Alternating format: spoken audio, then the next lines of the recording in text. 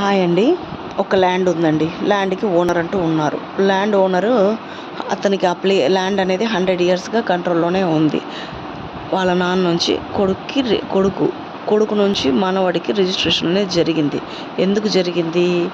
అతనికి అవసరం వచ్చింది. డబ్బు అవసరం వచ్చింది. అమ్మడమో లేదా డెవలప్‌మెంట్‌కి ఇవ్వడమో అని చెప్పని వచ్చింది. కానీ ఇక్కడ ఏంటంటే ఒక డాక్యుమెంట్ అనేది మిస్ అయింది. అతను లీగల్ ఒపీనియన్ రాయిపించుకున్నాడు. అది ఉత్తరోత్తర డాక్యుమెంట్ మాత్రం లేదు.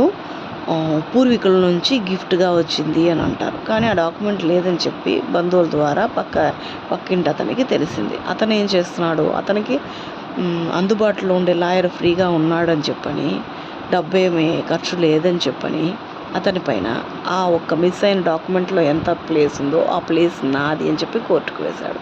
మరి లేని పక్షంలో అతను అమ్ముకుంటున్నాడు. అందరూ ఏమంటే అతనికి ఇట్లా ఎవరినైనా న్యాయం అడగడానికి వెళ్ళాడు ఆ ల్యాండ్ ఓనర్. ఇట్లా ఏం చేయాలి పలానా అని చెప్పంటే ఎవ్వరు అతనికి సహకరించట్లేదు. ఎందుకంటే అతను ఆ ఊర్లో లేడు కాబట్టి. కాకపోతే ఇబ్బంది పెట్టేవాళ్ళు ఎప్పుడు ఇబ్బంది పెడతారు. అది ఎట్లని అతన్నొక్కటే కాదండి, ఆ వీధిలో అందరికీ తెలుసు. అందరినీ బాధ పెట్టేవాడే అతను. కానీ ల్యాండ్ ఓనర్ ఏం చేయాలి? అందరూ ఏంటంటే ఉచిత సలహా ఇస్తారు. 10 ఏళ్ల తర్వాత ఆ ల్యాండ్ నీదే. కోర్టుకు వెళ్తే ఒక్క నిమిషంలో జరిగేది కాదు. ఎంత నీకు డాక్యుమెంట్స్ పక్కాగా ఉన్నా అని చెప్పని అంటున్నారు. 10 ఏళ్ల తర్వాత కరెక్టే అండి. ఆ మధ్యలో ఆ 10 ఏళ్ల వరకు అతను లాయర్‌కి ఫీజు కట్టుకోవాలి కదండీ! ఎలా కడతాడు అతను? దీనికి సొల్యూషన్ అంటూ ఏం లేదా? అతని పైన చర్యలు ఏం తీసుకోలేమా? ఏ విధంగా ముందుకు వెళ్ళాలి? కొంచెం సపోర్ట్ చేయగలరా?